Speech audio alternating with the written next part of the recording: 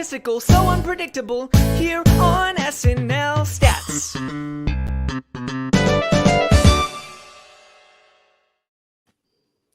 Yes, that is right. It is hard to believe, but we are finally here at the finale of Brooklyn Nine-Nine, the series finale. I cannot believe that we've made it through the final 10 episodes of season 8. It just feels like we have been waiting forever for this final season of Brooklyn Nine-Nine, and episode after episode talking about what we're going to see this season, and it all came together tonight, and I'm so excited to break it down with our panel we have for our finale coverage. Joining us, he joined us at the beginning, and he's joining us at the end of the season once more to bookend this thing. It's Bill Kenney. Bill, how are you? I'm doing well, John. Thanks for having me back. Boy, so much to unpack with this hour of quality television. Yeah, I know. We're all chomping at the bit to get to it. So we're going to get to it in just a few minutes. I just want to make sure that we introduce everybody joining us. He also joined us for the first episode, bookending our coverage of Brooklyn Nine-Nine. It is Roy Richardson Jr. Roy, how are you? I'm doing great. I'm excited to break down the episode. I got some stuff I want to talk about. Yeah, I cannot wait. So we'll get right to it. And joining us for the first time in our Brooklyn Nine-Nine coverage, he joins us all the time to talk about Saturday Night Live. I'm so excited to have Mr. Andrew Haynes join us. Andrew, how are you? I am so excited. This episode honestly was better than I could have imagined. I won't start shelling out opinions yet, but I'm really happy to be here. It feels kind of funny to just come in for the finale and not have, gotten to talk, face to face with everybody a little bit more throughout this process. But there's a lot to talk about here. So very excited. Yeah, for sure. Well, Haynes, just give us the very quick breakdown of your history with Brooklyn Nine-Nine. Is it a show you've always watched? Like, how much do you love the show compared to other sitcoms? Just give us the quick version. I have spoken at length about how I like super fast-paced jokes. I like them coming as quickly as possible. So Brooklyn Nine-Nine is 100% my type of show. 30 Rock I see as kind of the gold standard for that. And I think Brooklyn Nine-Nine, is getting really close to, hitting that same mark. So I had kind of an on-off relationship. I started watching, when it first came on, fell off for a few years. A couple of years ago, went back and kind of binged through most of it. Fell off, had to catch up on the last season before this one started. So I've been very just riding the wave for a few years, but this was a fantastic season and an even better finale. Yeah, I mean, let's talk through it, guys. I know this is what we want to do. We want to all talk through what we saw tonight, and this is the way this discussion will go. We'll give our thoughts on the finale. We'll just, have a, unorganized discussion about everything we love to have seen tonight. We'll talk about what Brooklyn Nine-Nine will be remembered for overall as a show, and then we'll kind of get into the nitty-gritty details of what we saw in, I guess, episodes 9 and 10, but it was really all one episode, so I didn't know that that's the way that it was going to go down, but that's totally great because, Bill, I'll start with you. I don't know about you, but, I've seen a lot of bad sitcom finales in the last 10 years probably. This is one of the best ones I've ever seen. Do you agree? Absolutely. I would put it up there just off the top of my head with The Office, Parks and Rec, Scrubs, if you don't include season 9, just ended season 8 as most fans do. It's definitely top 5 in the last 15 20 years as far as sitcoms go. It gave us the fan service that we so desperately needed that I didn't feel we were getting most of the season other than Doug Judy. And I was mentioning to you guys beforehand, I had to tear up my notes. I had all these thoughts on how the season was going. And, my first notes were no Pimento, no Gina, no Heist. What the hell is going on? What are you doing to us, Dan Gore? And I'm sorry. So he delivered in the end, and it was just a perfect ending to a fantastic 8 seasons.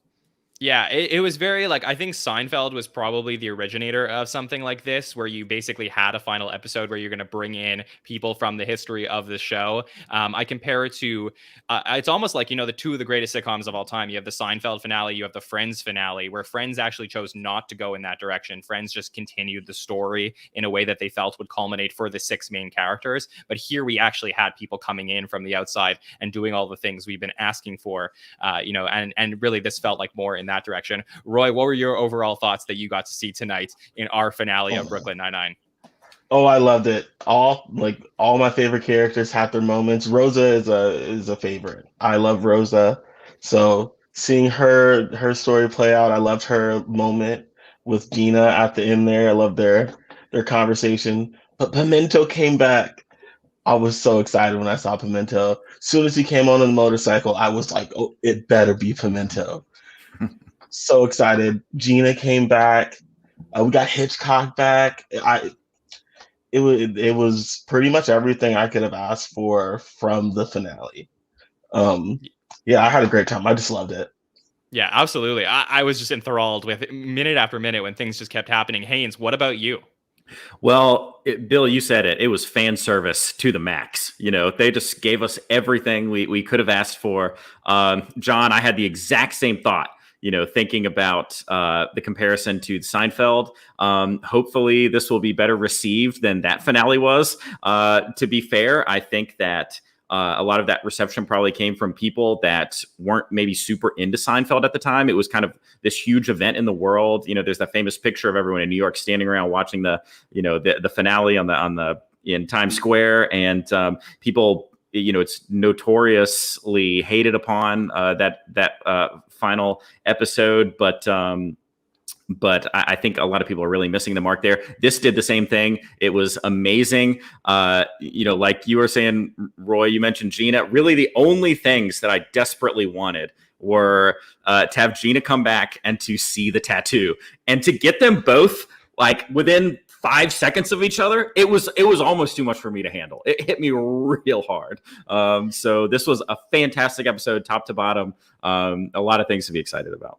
Yeah, we have our friend Haskell in the chat. He says almost every sitcom finale has a "I only wish blank showed up" moment. 99 said, "No way we're doing that." So we definitely got to see everybody we wanted to see tonight. And this is what I want to do. I want to ask the panel, obviously the choice was made to hold off on everything for the final episode. Basically, we had, storylines that went down, important storylines that we saw throughout different episodes. We had the Doug Judy stuff, but really throughout 8 episodes, and I know it's different on a binge watch afterwards versus watching it in the real time, but I guess my question really is, when the creators of the show come together and write this final season, they're not necessarily writing it for the people who are binging, right? They're writing it for the people who are watching it live. That's my assumption, unless I'm like living in 10 years ago. And if you are watching it live, we basically had 4 weeks where we were asking like, what's going to happen? And now we're finally happy. Is it worth it? Is it worth it to go 4 weeks of us waiting for this moment? Bill, I'll start with you. Definitely. The anxiety of waiting for anything to happen. And, it was already, in my opinion, it was kind of an up and down season to begin with. They couldn't really pick a lane, and all credit to them trying to find the serious lane, but then they would immediately go to the extreme silliness, like Game of Boils. And so it felt like they have to give us this finale. They have to give us something. And they didn't waste 1 second going right into Heist Day. First thing they say with, Jake jumping up in everyone's bed. So I think it was worth it. As a fan who's never missed an episode, I think that it was worth waiting the 4 weeks to see what they were going to do. And I should have had more faith in them after all this time. And knowing Mike Schur is part of the show, and he was part of the Office finale and things like that. So I'm well done. Yeah. Roy, what about you? Do you agree that it was worth waiting those weeks to get what we got tonight? Or should we have gotten like little sprinkles of this stuff throughout the first 4 weeks of the final season?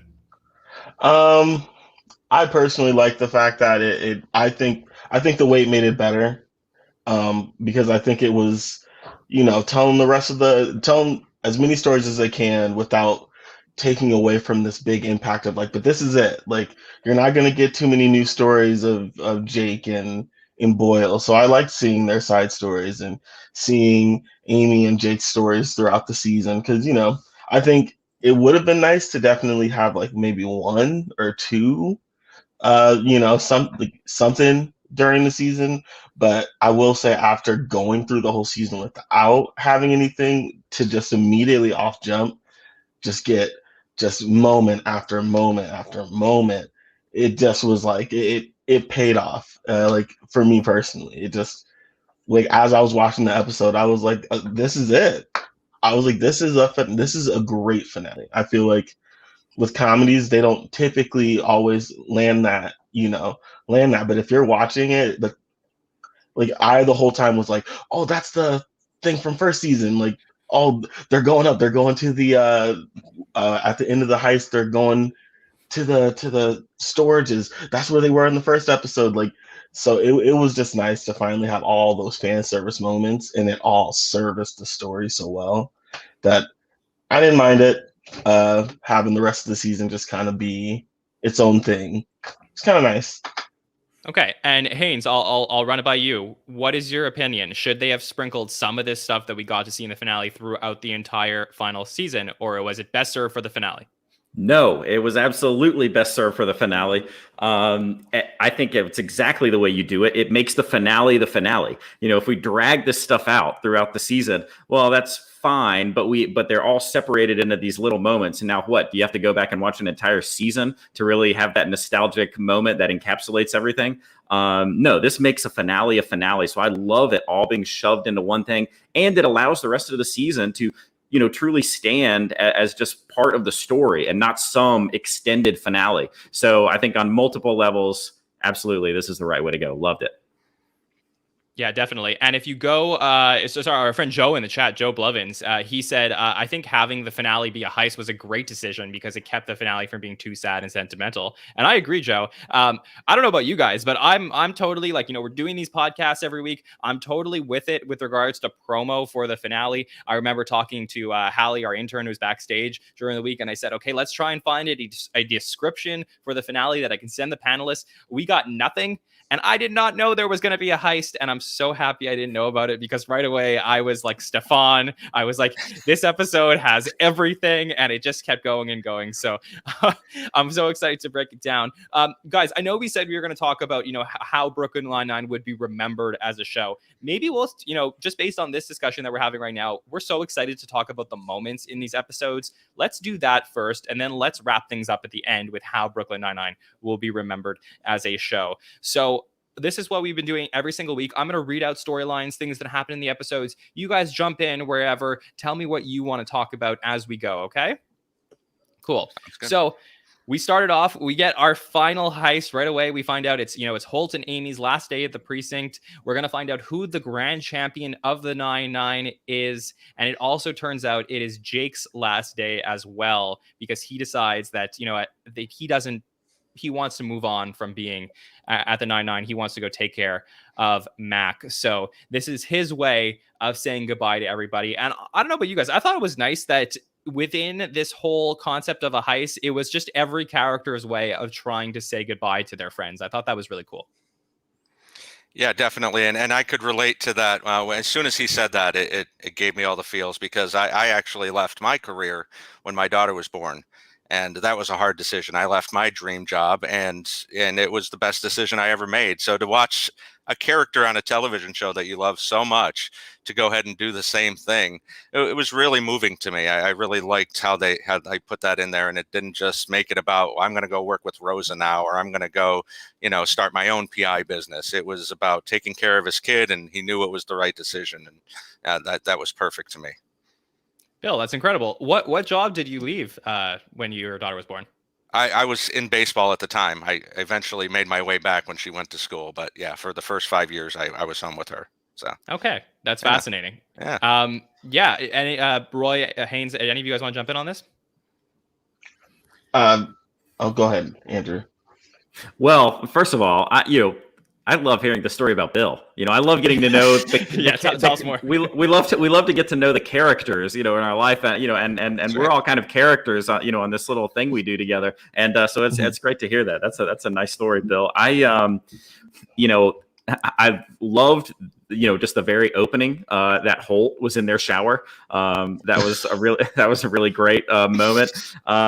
And I do love the idea that, it was kind of everyone wanting to say their goodbye, because we know that that's all, that's what the whole audience felt. And now, all the characters are feeling the same way as audience, and we're all kind of saying goodbye together. But maybe my favorite part of the whole episode and this whole shebang, aside from just the great jokes along the way, I absolutely love the fact that it didn't really end.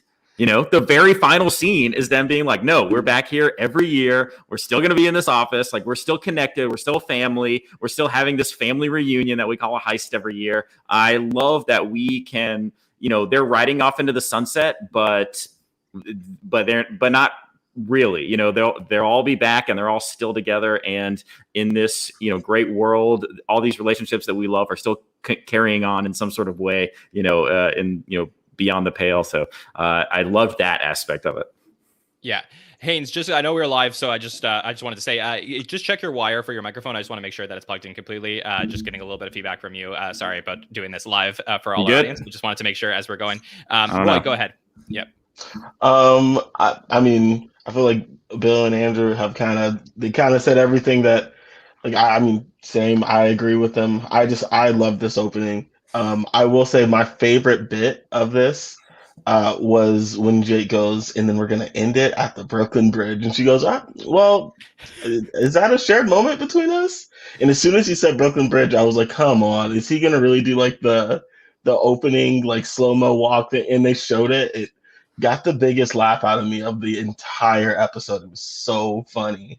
Okay, if I'm not feeding back too much here, can I jump in? Because this was a moment that really caught me as well. Because, yeah, so he goes, yeah, you know, of course we're at the Brooklyn Bridge.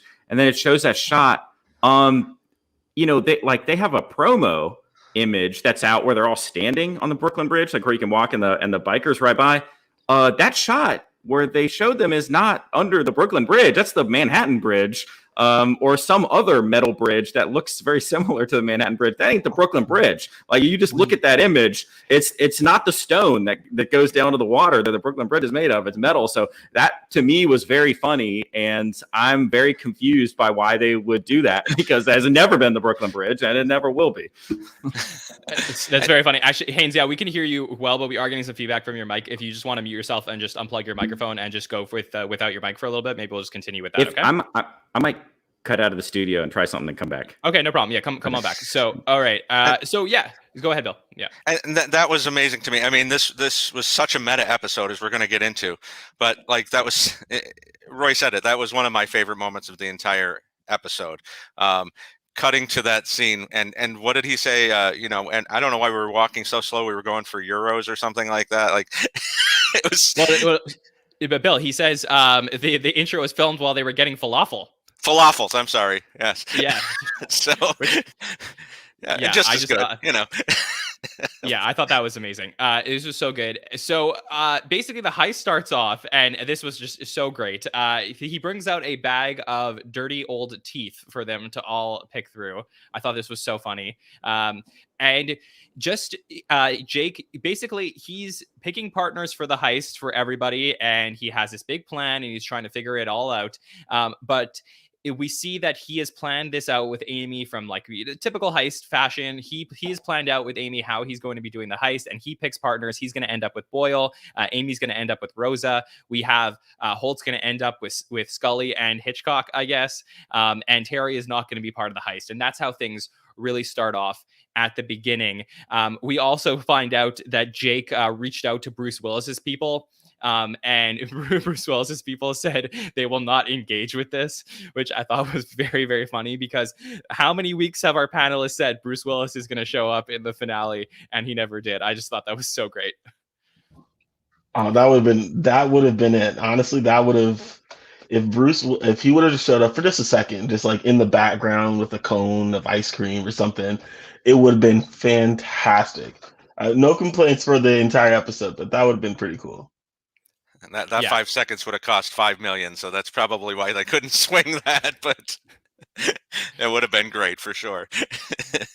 Yeah, so we get our clues for the heist. So we got to find out that the first one is under their chair. They get a clue that some like a former employee that I guess is gone too soon. It turns out it's the vending machine that broke earlier in the series. They go into the vending machine. Rosa breaks into the vending machine with an axe, and they find out that they have to go see their cannibal friend. And Haynes, here we go. We get a Tim Meadows appearance. That must have been exciting for you. I was so excited. I love Tim Meadows so much. You're right. are absolutely right. I absolutely love Tim Meadows, and I love that moment so much. It was so great to see him come back. I really did not even think about that. Pimento crossed my mind. Tim Meadows did not. I don't know if his character has a name. They call him Cannibal Guy in this episode. I remember they called him Cannibal Guy. Maybe he's got a real name. It's Caleb John Ghosh. Caleb John Ghosh. All right. Well, he's a fantastic character. And so, yes, it was amazing seeing him again, even just for a few brief moments. Yeah, definitely by far one of the most underrated cast members in the history of Saturday Night Live. He is so funny and just kills it in this. I know he did like an episode of The Office very early in its run, and just he's so good on any sitcom. So I was just so thrilled to see him. His character acting, especially as a comedian, is unbelievable. Yeah, and so great. His needlework was superb. Exactly. So Cannibal Guy sends them off to Wunsch's grave, where we find out that every single week Holt comes and puts new balloons on her grave. So it's like, so some places you pay for flowers. Holt comes and he puts balloons on the grave.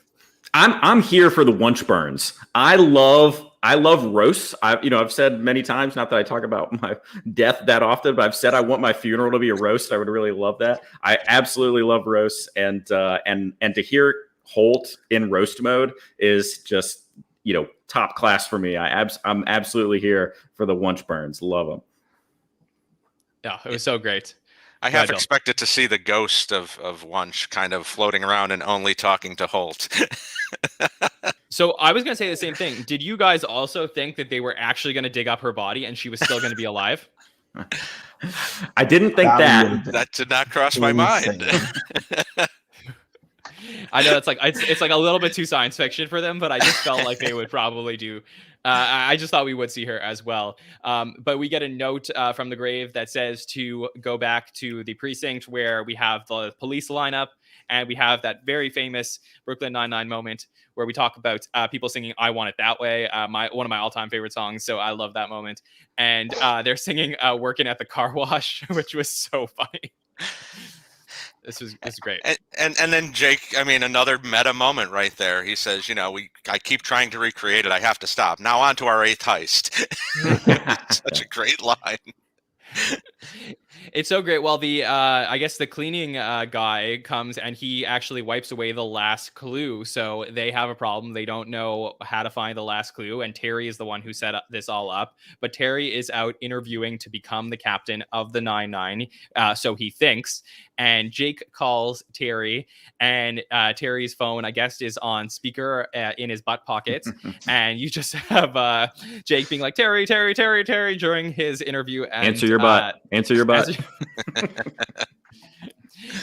So Terry gives the clue, and that's all we really get to see. And Terry's very apologetic and hopes that the interviewer gives him a second chance. So they all run down to figure out where this romantic moment will take place. And this was the romantic moment we saw last week between Kevin, or 2 weeks ago when the episode's air, between Kevin and Holt, where they kissed in the street. And they're all about to run out of the elevator when Holt distracts them by finally revealing what his tattoo was. Roy, were you excited to see the tattoo? Oh my goodness. The suspense. The suspense. I almost thought they weren't going to show it, and it was just going to be something like, we were like, well, I guess the fans just have to figure it out themselves. But no, it was even wilder. I did not expect that tattoo. I honestly was like, it was wild. It was a very strange tattoo, but it kind of makes sense for Holt. I had the exact same feeling, Roy, when they paused for a moment while everyone's staring in shock and going, "Oh my God, what is it?" I kind of thought they were going to do the Sopranos style ending where like the people are walking in the restaurant, but you don't actually see Tony die, and we just never know. But my God, it was more glorious than anyone could have imagined. Kevin Costner on Cheddar's body, that was pretty incredible. Yeah, Bill, what did you think of this moment? I never would have imagined that. And Cheddar sure got a lot of pub this week, didn't he? But yeah, that was fantastic. I thought the same thing as these guys did, that, it was just going to be, Jake staring at it going, it's glorious. And then it just cuts to black. But yep. That was better than could have been expected for sure. Yeah, I did really feel like this was going to be one of those things that like the fans on Reddit were going to try and figure out what Holt's tattoo was for years to come, but they solved this mystery for us, which was very nice of them. So the guys, they all, and the entire precinct, everybody who's in the heist, they all go outside, and all of a sudden, who turns around but Gina herself? We get to see Chelsea Peretti is back, and she is there, and everyone's like, Gina, we tried to reach out to you. Where have you been? She says, all you got to do is call in to Watch What Happens Live with Andy Cohen and ask for me. Andy Cohen always knows where Gina is, and she is there. Let's talk about the return of Gina. How excited were you guys to see Gina? So great. I always thought that Gina and Boyle had the best one-liners. Like, that is one of the things that attracted me to the show at first. And although I admit, I don't know that they got the most out of that this time. She had her little sweatshirts and they were funny. But honestly, I could have used more of her lines. But it was great to see her come back. Like I said, I'd been hoping for her, and her and Charles Boyle have always been among my favorite characters. Although Hitchcock and Scully really stepped up in Gina's absence. For sure. Yeah, I mean, I think she started off hot with her lines, when she said, you're gonna regret the day you fired me, and just like, we were very supportive. You left of your own volition. But yeah, it was kind of diminishing returns with the sweatshirts and things like that. So I agree with you, Haynes. I think they could have done a little bit more with that. I'm just happy she was there, and she was definitely one of my favorite characters on the show. You watch those first couple seasons, I mean, the zingers coming out of her were fantastic. And those sweatshirts, Roy, I was just going to say, those sweatshirts that she was wearing tonight, the like surprise reveal and stuff, like, they better put those online because people will be buying those up. Oh, 100%. Oh man, I was over the moon to see Gina back. All season, I was like, I mean, come on, right? Like, they have to bring back Gina, at least for like a Skype call or something. So I was over the moon to see her come down in her character, and for her to play such a part in the heist. I figured if they did bring back Gina, it was going to be a thing where she's like, hey, I'm too busy, I'm going to bounce. Well, good to see you guys. So it was kind of cool to see her be like a part of everything. And then when we get to the end, she has one of my favorite lines in the episode, but we'll get there later. Yeah, so she drives away in this armored truck that she got, and everyone's trying to figure out, how do you stop an armored truck? What do you do?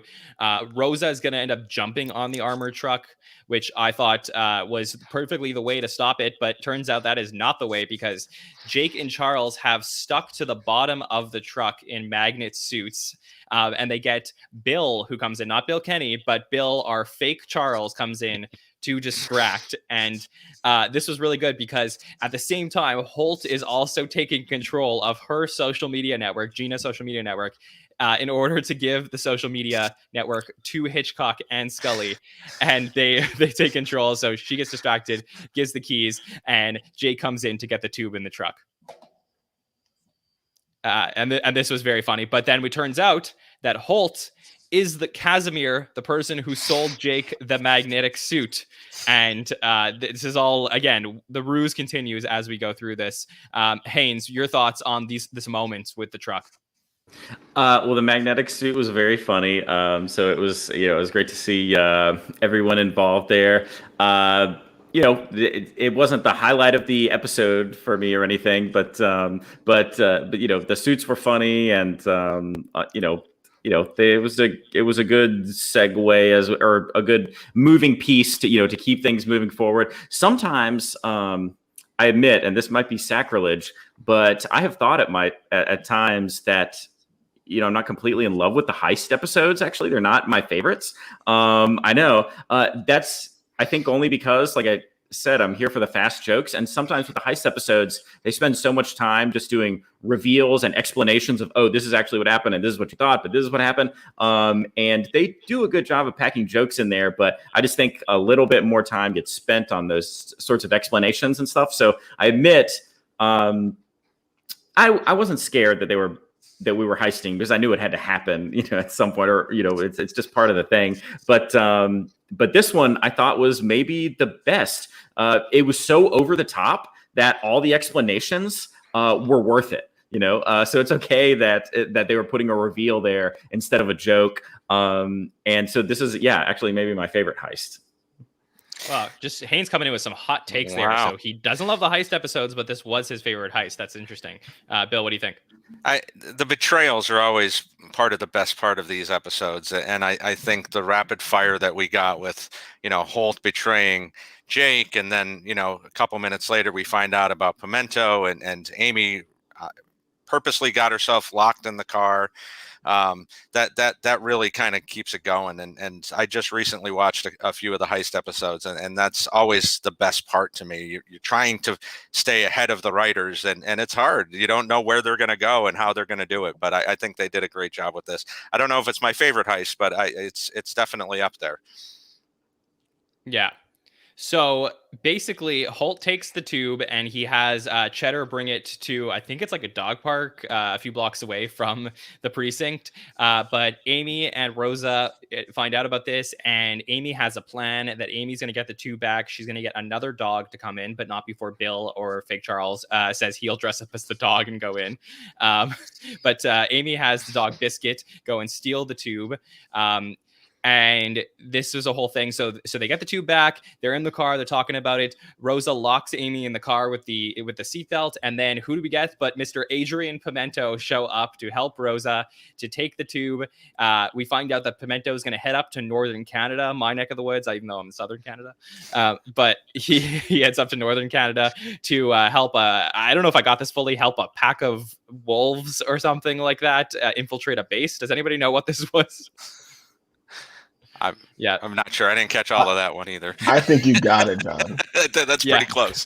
Yeah, guys, this stuff happens so fast. I'm trying my best to summarize it. But Roy, thoughts on Adrian Pimento showing up? Oh man, I was, like I said, I've said it multiple times tonight, but I mean it. I was over the moon.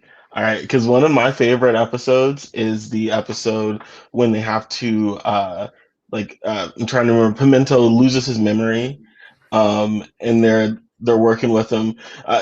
I love that episode. I made a reference to it in my first appearance on this podcast, where he goes, "Oh, it's just like Memento," and he goes, "I don't know what that is," and then they go, "It's like Finding Dory," and he's like, "Now that I get."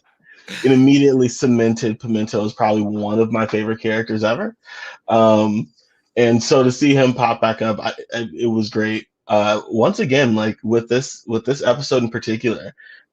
There were just so many little moments. Like I would have hoped to see Pimento throughout the season. I didn't expect to actually get him in this episode. Once we got Gina back and we're doing a heist, I was like, I figured they weren't gonna pull any more surprises on us, but I was very wrong. Feels like there was a twist every few minutes in this episode. And it was a great vehicle for Rosa's end story, which we'll get into. This whole idea that's in, this was a shout to the fans as well.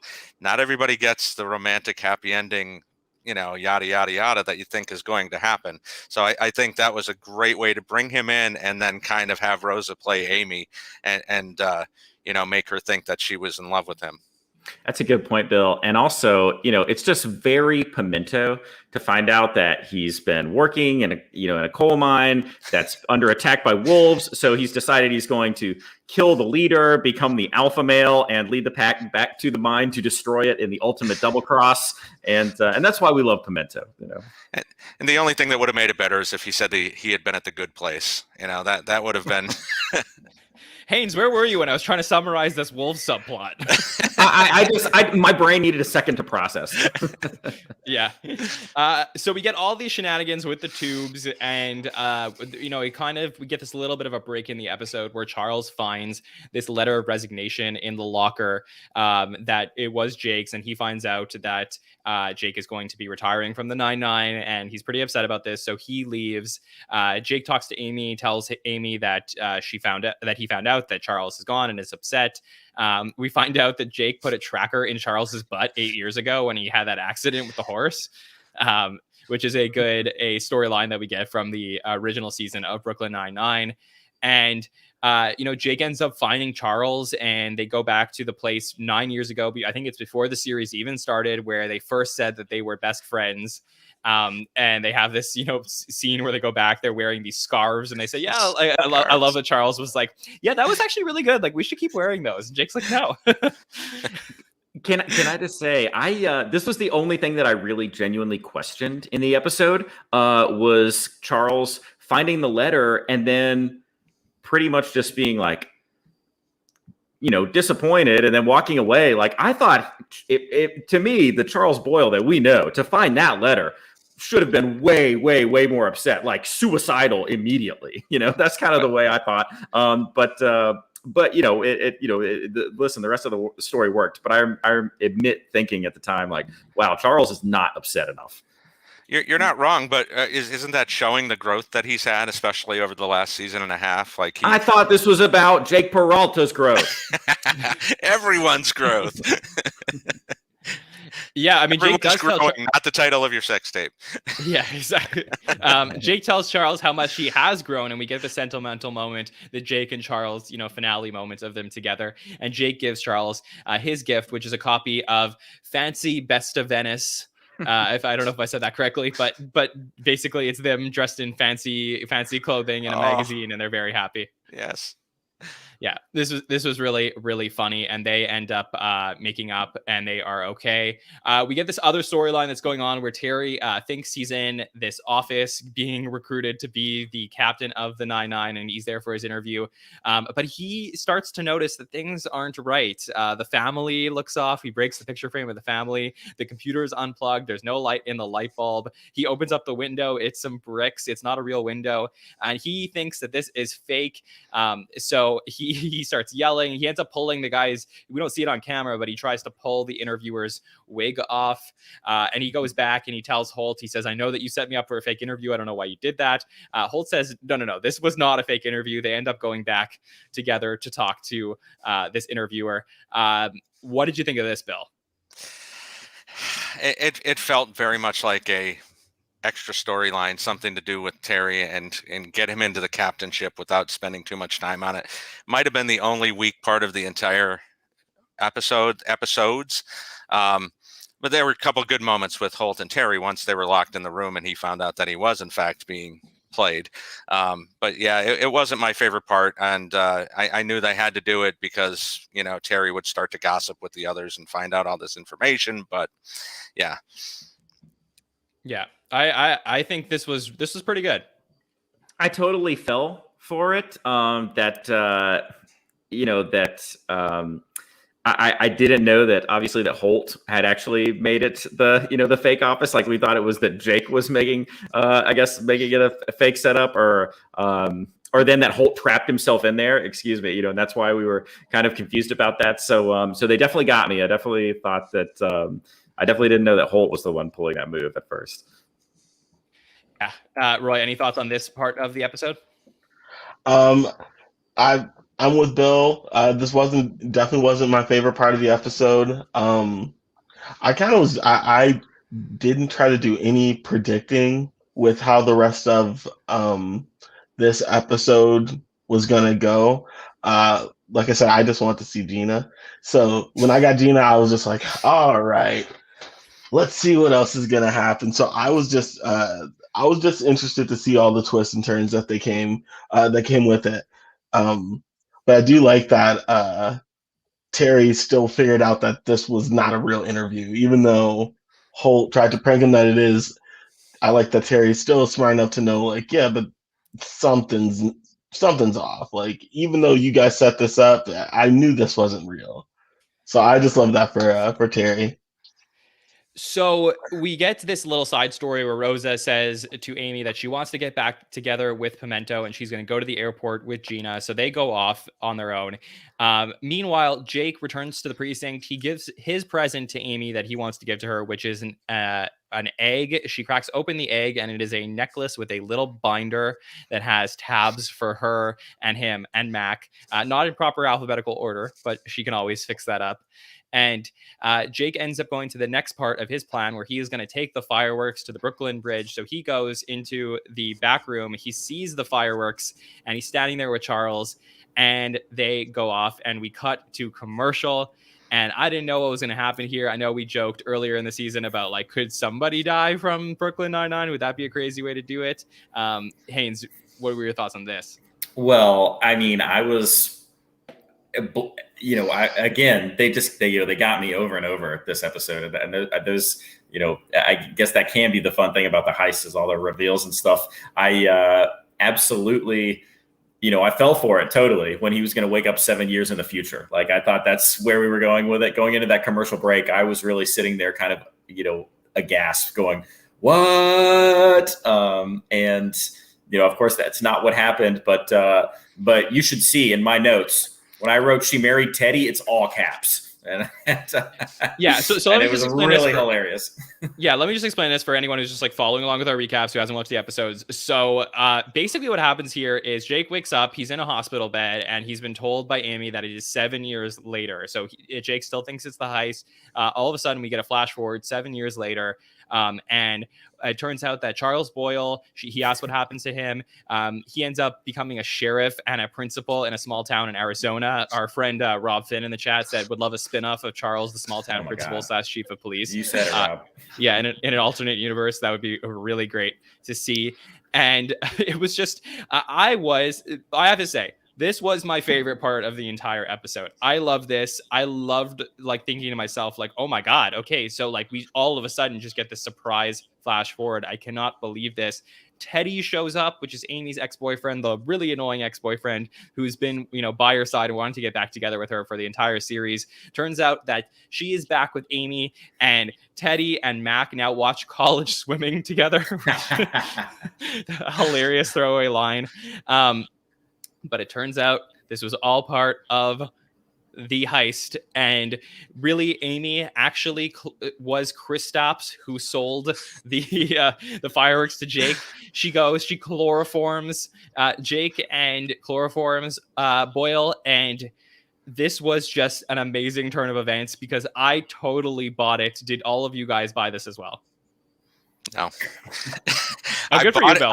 No, I bought it going into the commercial, and then we come back to the commercial, and I said, there is no way in hell they're going to put her with Teddy in this show. There's not a chance. Like, they are not going to give that middle finger to all of these fans, because that would have just been terrible.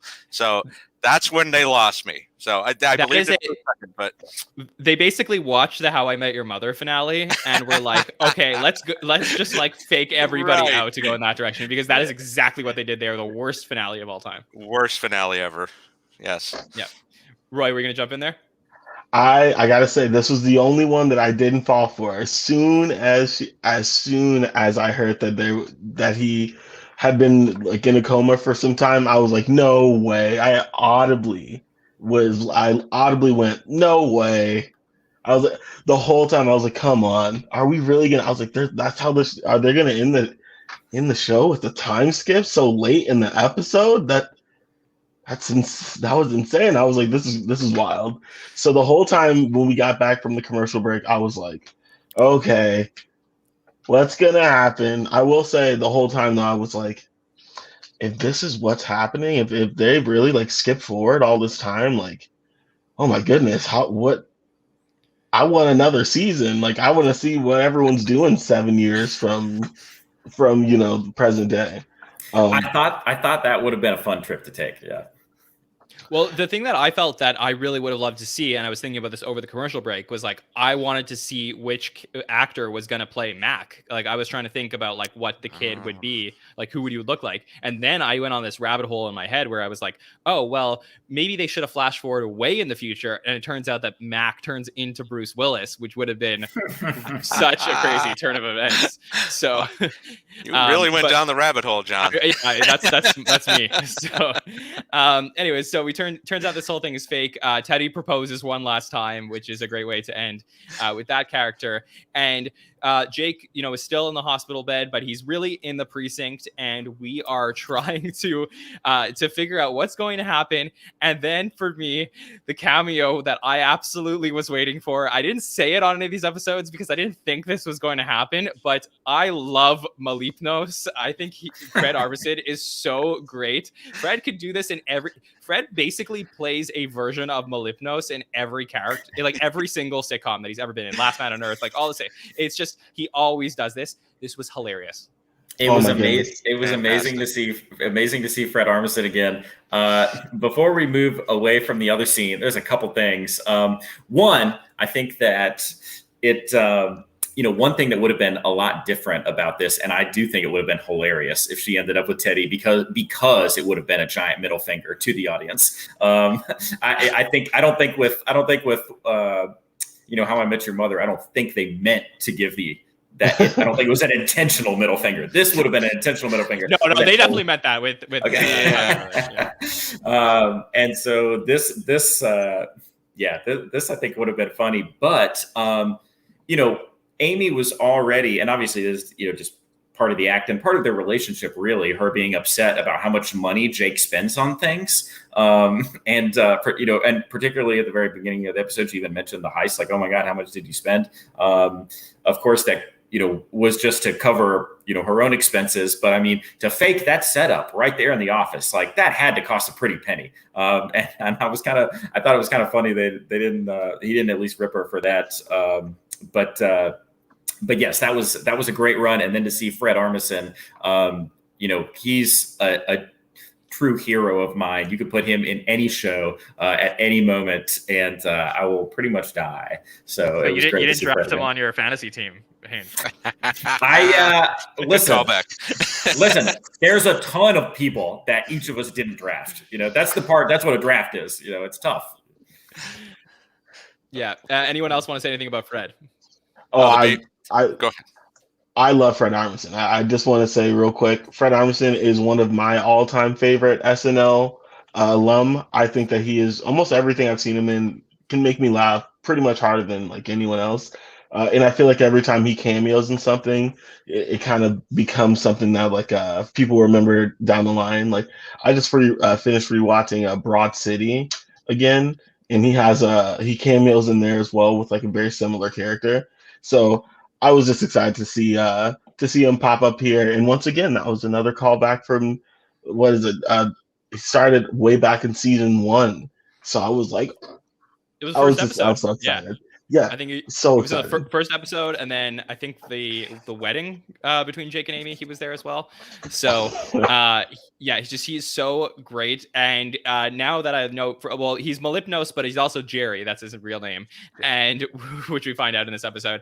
And he taught me something. He taught me that if I ever lose my keys or I ever need keys, I should just have like mini birds around to trade them with people for the keys. It's good to know. So we get this final act of the heist where everyone's trying to figure out where the tube is, since it's not in the fake baby that Jake originally planted the tube in. It turns out that Cheddar took the tube and brought it all the way to the place where Holt had his first case with the 9-9. It is Holt's way of having his sentimental goodbye. And we get there and everybody's in there and they're all talking about this thing. Bill comes in, and Bill, the fake Charles, comes in. He locks them in there because he's going to take the tube and go away. He shuts the door. They're all stuck in there. And we find out that Terry actually did become the captain of the 9-9. So that's pretty much a wrap on Terry's story. Anyone want to comment on Terry's, the arc of Terry, the character? He's come such a long way from the beginning. Somebody who couldn't go out on the beat because of things that had happened, and kind of being the loyal sidekick to Holt all these years. It was good to see him finally get his chance and be able to take over. It's funny that they made it so simple. All Holt had to do was call and put in a word for him, and he didn't have to go through the interview at all because of all the times that he'd already gone through things like that. So don't leave out. That wasn't the button on his story. The Kool-Aid Man was. Well, yeah, I was just about to get to that, but yes, that is true.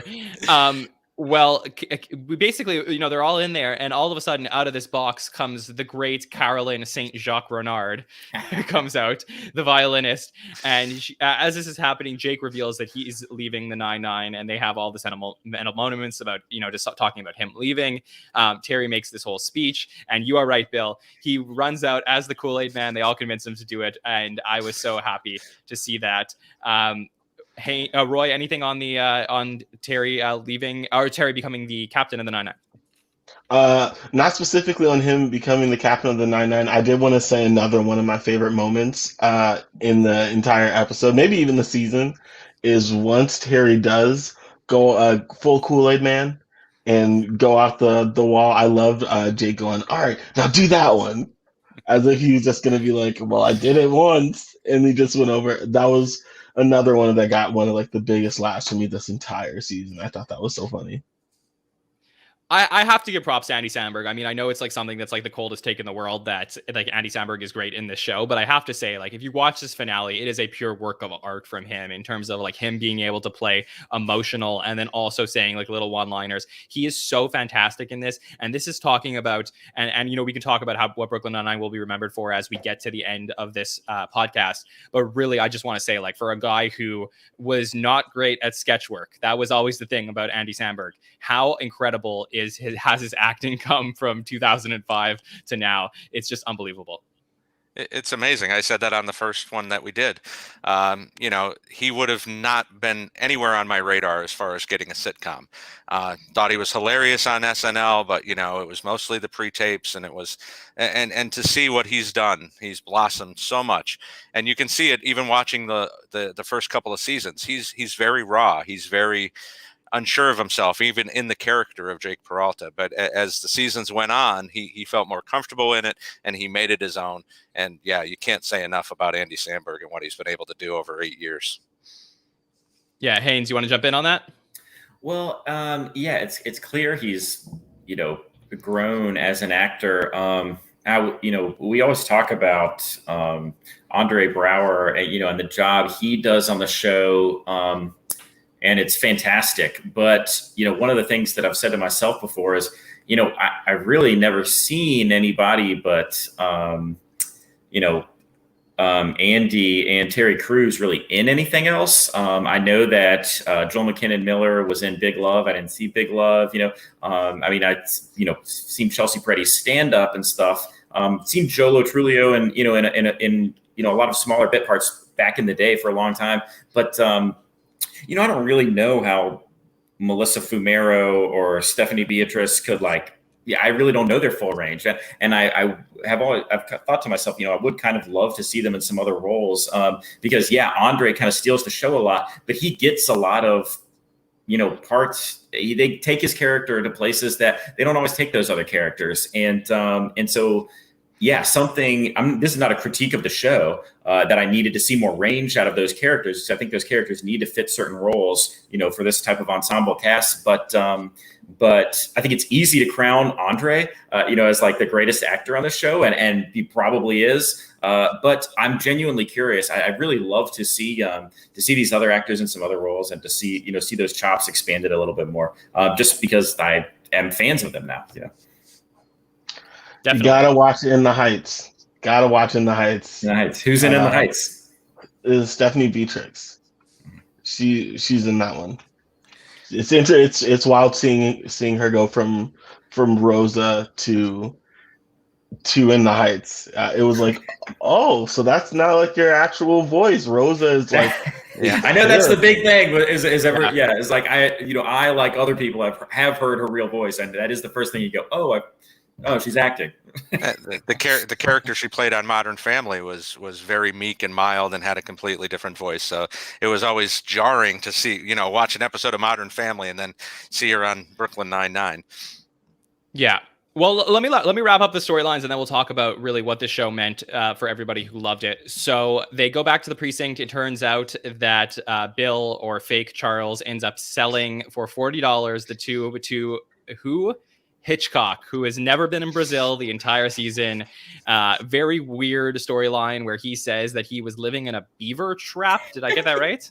I was like, are they going to explain that more? And does anybody else know about beaver traps? Like, is it just a little? I thought it was like a metal. Oh, maybe it's a cage. I guess cages catch beavers. I don't.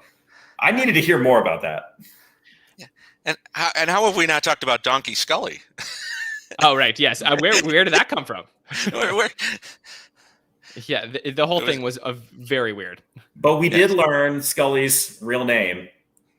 We think is Norm, but he can't confirm it. He couldn't confirm it. Right. Yeah, so that was my question. Did we not know that already? Did we not know that his name was Norm?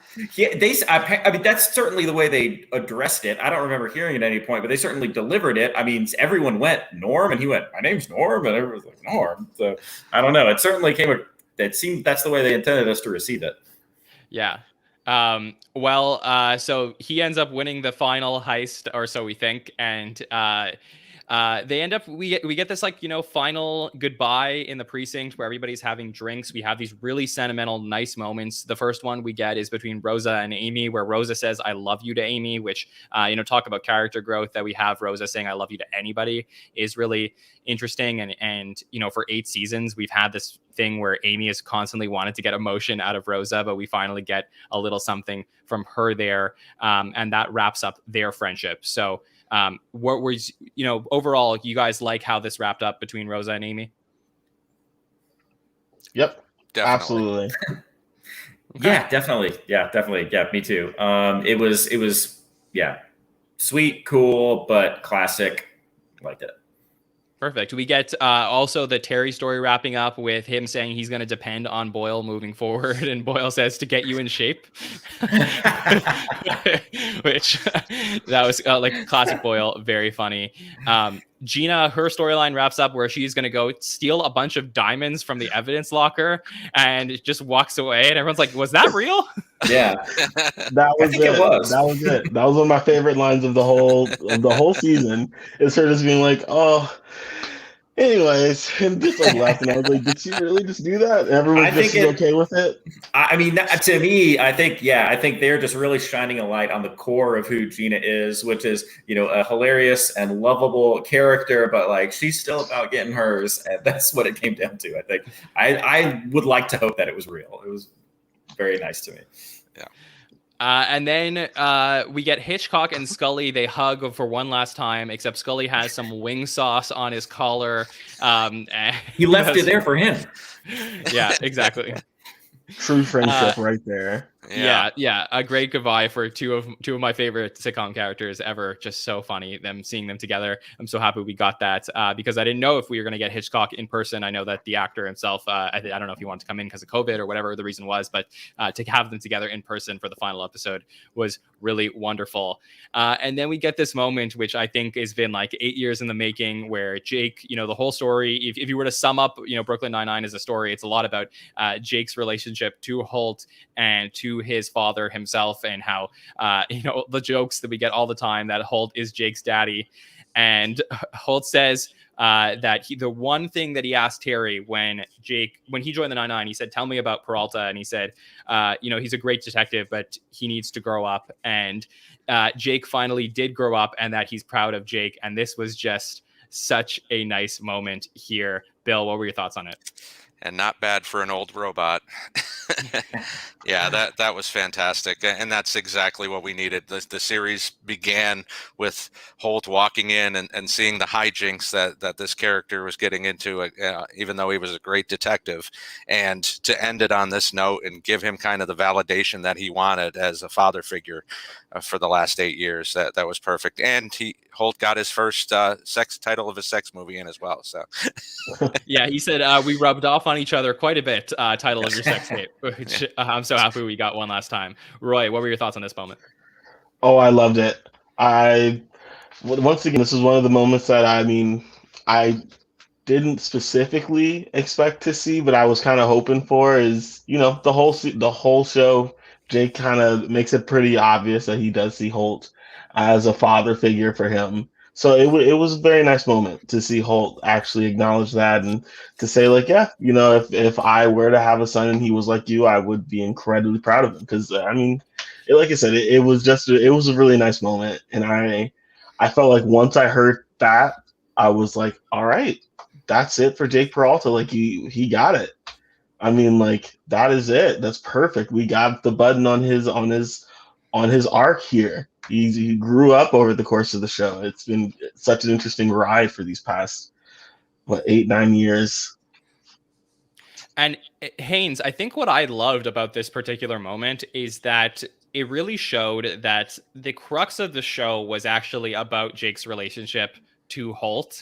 And it didn't end on this like romantic moment between Jake and Amy, because they're fine. And he is leaving the 9-9 to take care of their child. Like that was, like taken care of already. But in the writing of a sitcom, they basically made the finale for Jake. The B plot is really him leaving and going home to take care of his child. But the A plot is like him finally getting this resolution in his relationship with Holt. And I thought that was great. I totally agree. One of the things that I thought tremendously, about leading up to this episode was, how much they were really going to deal with this, tying up this father-son relationship between Holt and Jake. And I'll be honest, I do not come to comedy shows for sentimental moments. I generally detest them. And usually when they happen, I find myself kind of, at best they're tolerable. Usually I'm trying to sit through the cringe and going, okay, all right, I know they have to do this, but let's get through this. The moment that I hate most of all time, and I say this all the time in any comedy, is when the cameraman comes out from behind the camera to wipe the tears away from Pam in The Office. I hate that moment more than any other in TV. I hate it. But this was so far from that. It was natural and it was more than bearable. I genuinely enjoyed it. And that was kind of, a surprising thing to me, that the way that they led up to this moment, it had enough grace. It wasn't forced too much, and it felt good to me. I genuinely enjoyed the moment. So yes, it was beautiful, and that's sappier than I ever like to get about comedy stuff, but I really liked it. Yeah, that was nice, Haynes. Thanks. Thanks for doing that, even though you don't like it. But I do agree with you about that Office moment compared to this. So that's a good point. So Jake ends up taking his name tag off of his desk. We get the detective Jake Peralta taking off as he walks towards the elevator. He tries to turn off the lights to the precinct, and we get one last great joke of Terry being like, "You can't turn the lights off at a precinct." And we're, by the way, for the record, where were all the night shift people for all of the season we got of Brooklyn Nine-Nine, all the crew working the night shift for an entire season? Question. So they weren't there. Flash forward. This is a real flash forward to about a year later. We get Captain Jeffords speaking to the precinct. We get some, a little bit of comedy between Boyle and his new partner. And then Jake shows up for a final Halloween heist. And then Terry says that final one was last year. And then it turns out that the entire cast, everybody shows up again, and they all agree they're going to come back and do this every year. And that is our ending to our series. We are wrapped. Bill, thoughts on the wrap of Brooklyn Nine-Nine? Such a great way to end it, to give us that sentimental moment that Haynes hates so much, but then bring it back to the comedy and give us the last 2 or 3 minutes of, no, these characters are going to live on, even though you're not going to see them on your TV screens or your phone screens anymore. And they're still going to have this fun with the heist, and they're still going to get together and be a family. I think that's just a great way to go out. We talked about fan service a bunch of times. I think that really kind of puts the button on the entire series, giving everybody what they want and making sure that these people are still in each other's lives, even though we can't see them anymore. Yeah. Roy, what about you? Thoughts on how they wrapped everything? I loved it. I love that little ending there of them going back and doing another heist and having it just be another day in the life of the 9-9.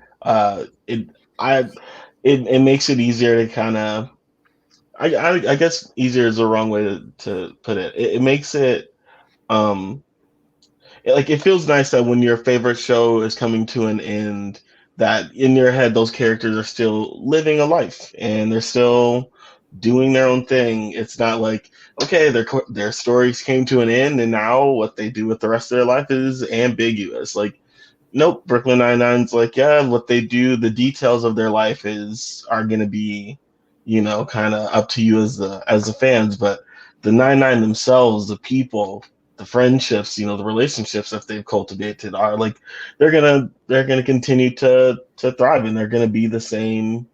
It'll be different, but they're still the same characters. So yeah, they're of course obviously gonna do another heist because everyone gets way too invested in the heist. So the idea that there was a last one, I was like, come on, no way. So it was nice to know that every year. Roy, It's a I tradition. love that point so much because I have such a like a psychological thing when I watch certain TV shows that I love, where I build the worlds in my head, and I don't want the shows to end that I really love because I don't want to leave this world. And the best service that a show can do to you as a fan is make you know that, like, look, these shows have to end. These actors or actresses are real people. They have to go on and do other projects. But in the world of Brooklyn Nine-Nine, knowing that even though we don't get to see it, there's still things happening out there. I think that is always nice. And shows that don't do that, I obviously get disappointed with. So I'm so happy to have seen that in Brooklyn Nine-Nine. Haynes, thoughts on how they wrapped Brooklyn Nine-Nine? Well, this is the curse of coming last on with a group of intelligent panelists. I'm going to say the same thing, the same points that you all just made. The only thing that's sad about this ending is that it's ending, that we lose this connection, and now these stories get to live on in our minds. That universe will continue. We get to imagine that that those same old antics are continuing to happen down the road somewhere. And so, yeah, that was probably the best thing about it. It was a fantastic way to end the show because it doesn't really end, and so I thought it was top notch. Thank you, and you did great, even though you went last. You said what you had to say, so I loved it, Haynes.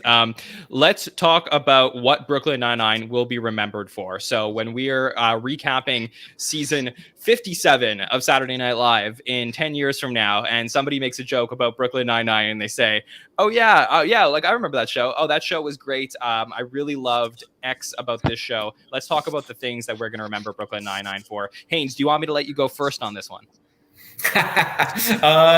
Sure. I don't have an answer really immediately off the top of my head. What will Brooklyn Nine-Nine be remembered for? I think it will. What about to you? Tell me to you. What to will me, you remember? Yeah. The fast jokes. That's why I watch the show. I love it because it's hard, fast jokes.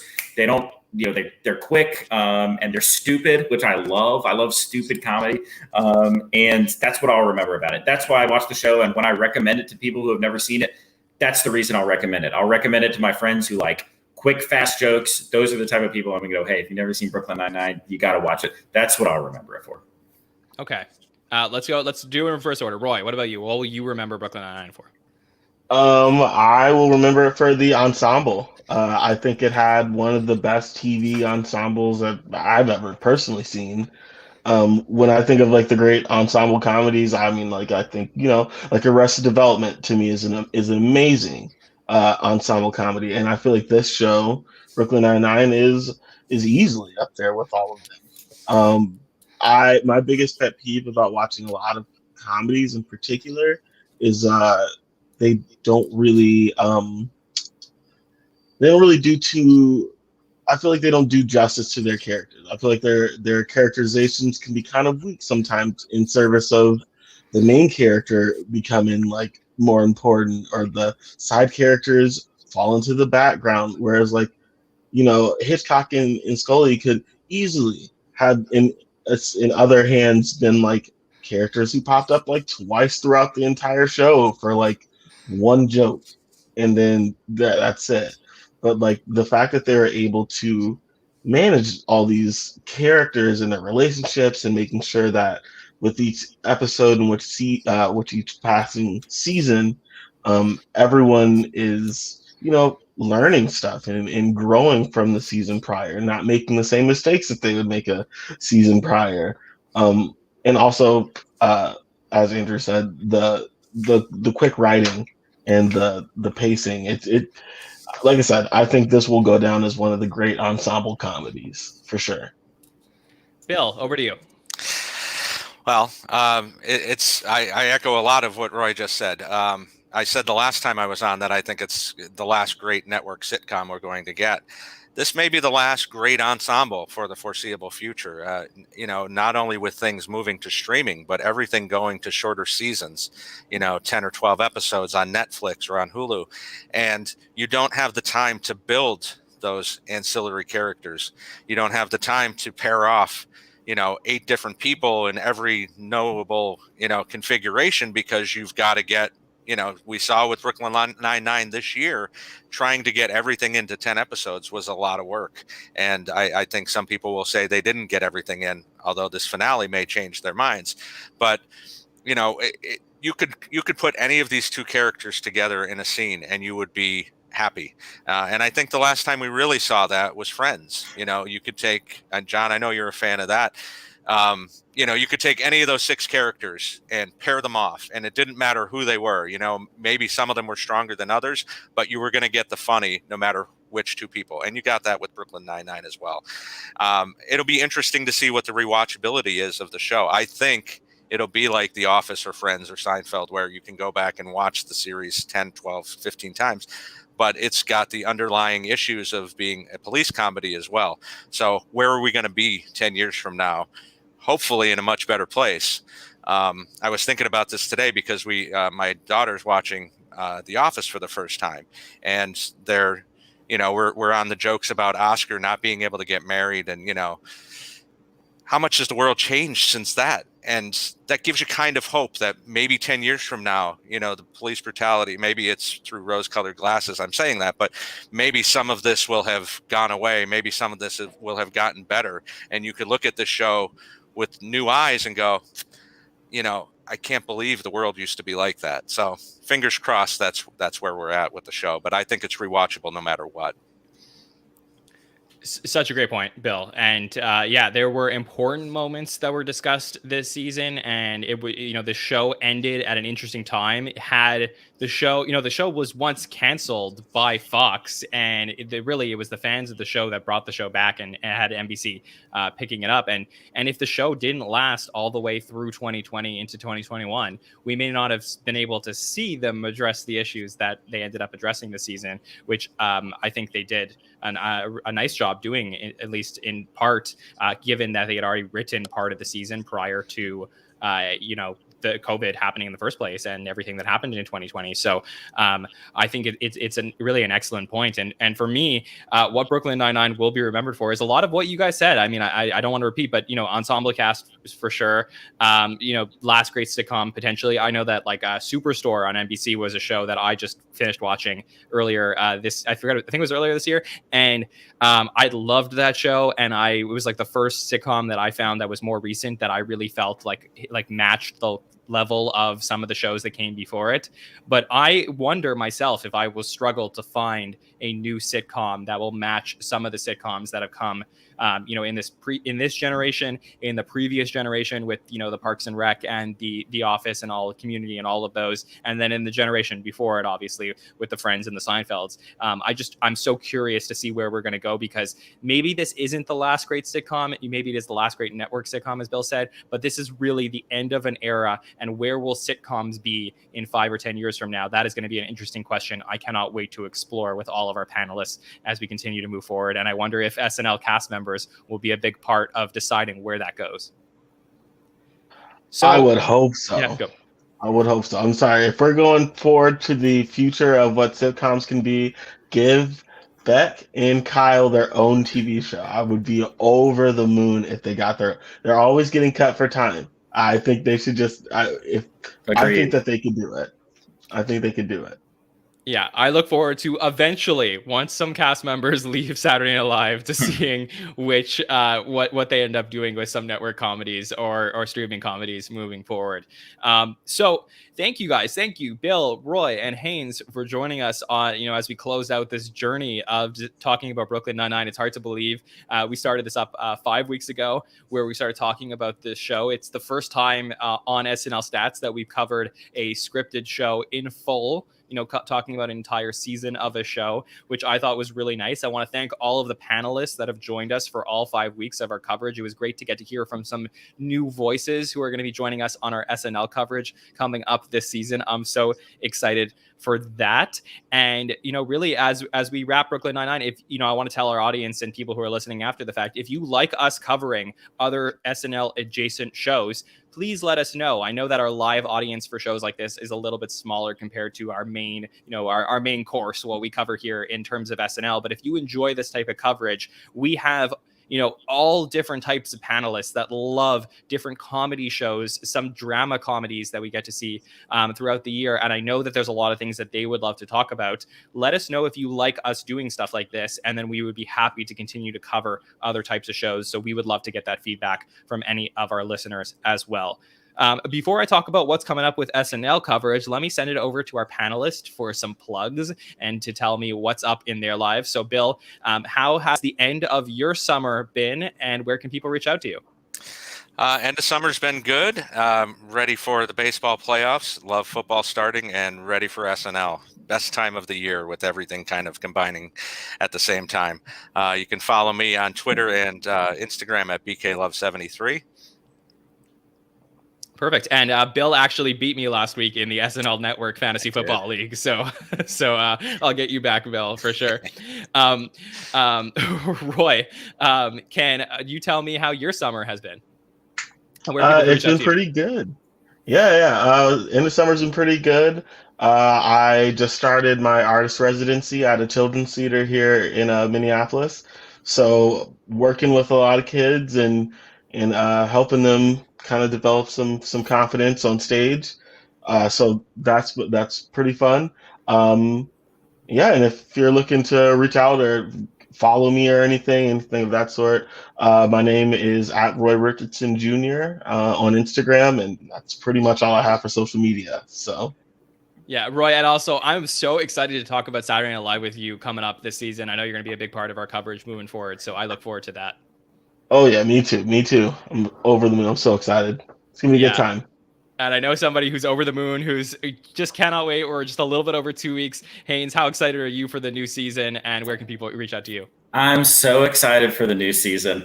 People can always find me on Twitter at SNL Has a Cast, and on Instagram at CanDrewAttitude. I have had a fantastic summer. I don't think people on the show probably know much that I'm like a diehard Fish fan, the band Fish.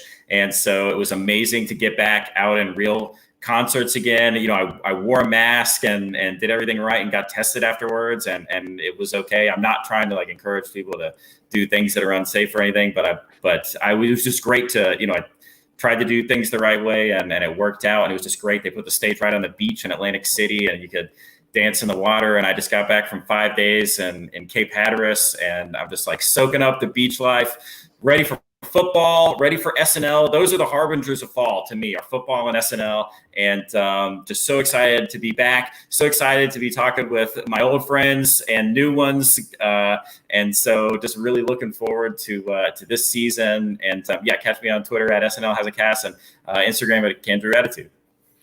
Thanks, Haynes. And for anybody who wants to reach out to me at all, my name is Jon Schneider. You can find me at Jon Schneider24 on Twitter, Instagram, any of the social medias to talk to me directly. I love to hear from our listeners to find out what they like about our coverage. It's so great to talk to them, especially as we're starting this SNL season, because we really do this for you guys. We do this to, bring the SNL community together. So the types of content you want to hear from us, I would love to know. And I'll always love to know how much you are enjoying our coverage. So we get to, I really appreciate that. I want to talk about, a couple things that have, we've been doing in terms of SNL coverage. Very unfortunately, a couple days ago, we lost the great Norm Mcdonald, an all-time cast member. And, I felt that at that moment, it was time to go live on YouTube to talk to some people in the SNL community about the loss of Norm. Bill, thank you so much for joining me that day. For anybody who hasn't checked out our tribute to Tanora Mcdonald, not that, this is a big plug, but I do think that it was comforting to be with people in the SNL community who also loved him. Can you just tell the listeners a little bit about what we did that day?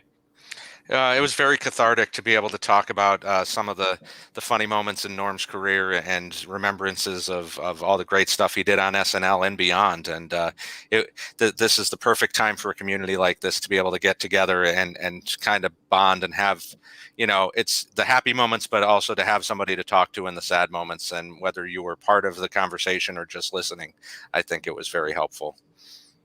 Yeah, we had a nice audience with us that day. It was recorded on Tuesday in the middle of the afternoon, a very last minute thing. So if you missed it, that would be why. It was just, we decided to just jump on.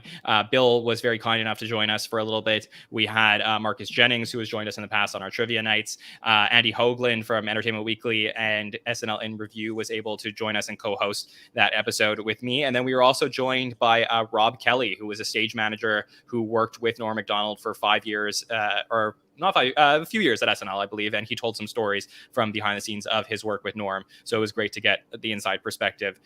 If you want to check that out, that is available on our podcast feed and in our YouTube channel. Moving forward on to next week, September 20th at 8 p.m. Eastern, we will be having the first time we're ever going to do anything like this. It's, I'm excited to try this out. We're going to try a season 46 watch party. So we have our season 47 coverage starting in a couple weeks. We thought it'd be nice for one last time to go back in time, look at everything we loved from last year. So we put out a poll. We had all the fans vote on their favorite sketches from season 46. And we're going to put that together and air that for you guys. That's not a podcast in the normal format that we do. That is literally showing you guys the sketches, your favorite moments from season 46. So in order to check that out, you have to head to our Twitch channel. You can check that out at twitch.tv/SNL Stats. And we will be live Monday, September 20th at 8 p.m. Eastern with the best of season 46. And I know we're going to have some of our podcasters in the chat, so you can chat along to them about the sketches that we get to see that evening. And then our SNL coverage begins. We'll be back on the September 27th, the following Monday, for our preseason coverage. It's hard to believe we're getting close to that. And I will announce the rest of our SNL coverage schedule on September 27th. So a lot to say to you guys, a lot to take in as we headed towards the end of Brooklyn Nine-Nine, but I'm just so excited for everything that we are going to be doing in season 47 of SNL. Once again, thanks to Bill, Roy, and Haynes for joining me. My name is Jon Schneider from SNL Stats. For everybody, I hope you loved the Brooklyn Nine-Nine finale. I know I did, and I cannot wait to talk about the show for years to come with you guys. Have a good one, everybody. We'll see you next week.